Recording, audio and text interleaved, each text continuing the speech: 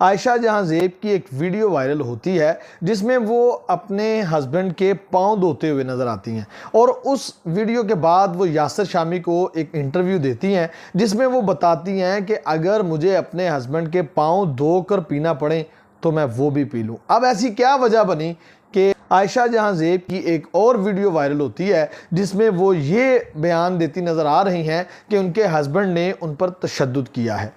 जानते हैं इसके पीछे असल हकीकत क्या थी। वो शादी जो कामयाबी के साथ चल रही थी आखिर इतने बुरे अंजाम तक क्यों पहुंच गई। अस्सलाम वालेकुम, उम्मीद करता हूं आप सब खैरियत से हैं। मैं हूं शुएब हसन। आज की इस वीडियो में हम बात करेंगे आयशा जहां ज़ेब की जो एक्स होस्ट हैं खबरनाक की। और आजकल एक प्रोग्राम चल रहा है मुकालमा विद खलीलुर रहमान कमर, उसको भी आयशा जहां ज़ेब होस्ट करती नजर आ रही हैं। एक वीडियो सोशल मीडिया पर वायरल है जिसमें वो ये दिखा रही हैं कि उनके हस्बैंड ने उनके ऊपर मुबैना तौर पर तशद्दुद किया है। उनका कहना है कि ये तशद्दुद उन्होंने 4 से 5 मरतबा पिछले 4-5 माह में उनके ऊपर किया है।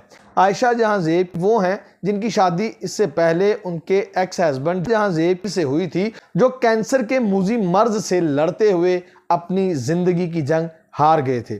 आयशा जहां ज़ेब का कहना है कि वो उनकी पसंद की शादी थी। 16 साल की उम्र में उनको लव होता है और कुछ ही साल के बाद उनकी शादी हो जाती है। वो शादी उनकी चल रही थी कि कैंसर के मर्ज की वजह से उनके हस्बैंड की डेथ हो जाती है और उसके बाद उनकी मुलाकात एक हारिस नामी शख्स के साथ होती है जिनके साथ उनकी दोस्ती हो जाती है और वो दोस्ती बिलाखिर शादी में बदल जाती है।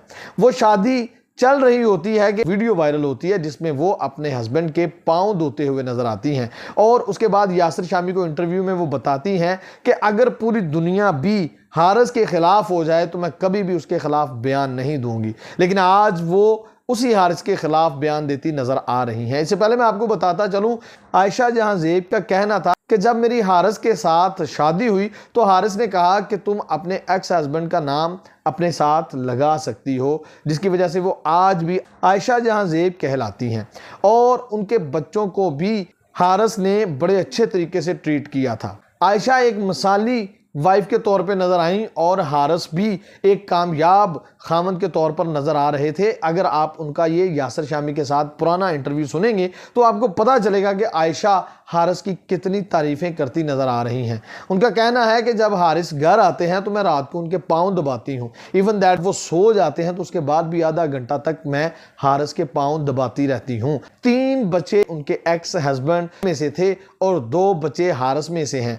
आयशा का ये भी कहना था कि अगर एक औरत शादी करती है तो जो सबसे ज़्यादा ज़रूरी चीज़ होती है वो औरत को इज्जत चाहिए होती है, जो उनको हारिस से बहुत ज़्यादा मिली है पहली शादी की निस्बत। ये भी उन्होंने कहा कि मैं इसमें कोई ग्रेडिंग नहीं कर सकती कि पहले नंबर पे क्या है, दूसरे नंबर पे क्या है, लेकिन हारिस मुझे बहुत इज्जत देते हैं। आज मामला यहाँ तक पहुँचा कि आयशा सोशल मीडिया पर वायरल हैं कि उनके ऊपर उनके हस्बैंड की तरफ से शदीद तशद्दुद किया गया है। तशद्दुद की वजह उन्होंने ये बताई कि हारिस ने खुफिया शादी की हुई है। जब मैं उनसे कहती हूँ उस शादी के बारे में तो वो मुझ पर जुल्म व तशद्दुद करते हैं। उन्होंने कहा कि मैंने बड़ी कोशिश की है कि इस शादी को बरकरार रख सकूं, इस रिश्ते को मैं कायम रख सकूं, लेकिन अब मेरी बर्दाश्त से बाहर होता चला जा रहा है। मैंने जब भी हारिस के साथ उस शादी के बारे में बात की तो हारिस ने मुझ पर तशद्दुद करना शुरू कर दिया। अब मेरी बर्दाश्त से बाहर है। और उन्होंने मीडिया पर यह बयान दिया और अपने हस्बैंड पर एक पर्चा भी दर्ज करवा दिया कि ये मुझ पर तशद्दुद करते हैं। आयशा का कहना है कि हारिस की जानिब से उनको 1 मरतबा डिवोर्स भी दी जा चुकी है। अब वो अगला कानूनी कदम क्या उठाते हैं ये हारिस ही जानते हैं। तो ये मामला काफ़ी क्रिटिकल नज़र आ रहा है कि आयशा की खूबसूरत ज़िंदगी और उनकी शादी चलते चलते इस मोड़ पर आ गई है कि वो अपने हस्बैंड की जानिब से तशद्दुद का शिकार है।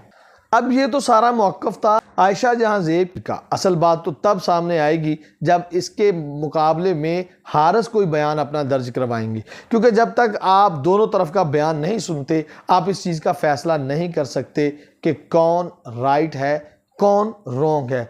लेकिन मैं ये भी कहना चाहूँगा कि मर्द को ये इख्तियार नहीं कि औरत के ऊपर इस तरह से तशद्दुद करे। हदीस मुबारका भी है जिसका मफ़हूम है कि औरत के बारे में यानी अपनी वाइफ के बारे में अल्लाह से डरते रहो। अब देखते हैं कि ये मामला किस करवट बैठता है, इसका क्या नतीजा निकलता है। आयशा वाकई ही मजलूम है या कोई और वजह है। अगर खुदा न खास्ता ये मामला ख़त्म होता हुआ नज़र आता है तो बच्चों का फ्यूचर क्या होगा, बच्चे अपनी ज़िंदगी किसके साथ गुजारेंगे और उनके लिए आने वाला वक्त कौन कौन सी मुश्किलात लेकर आएगा, ये खुदा जानता है। कमेंट सेक्शन में आप अपनी राय से ज़रूर आगाह कीजिएगा और मुझे दीजिएगा इजाज़त। अल्लाह ने के बाद।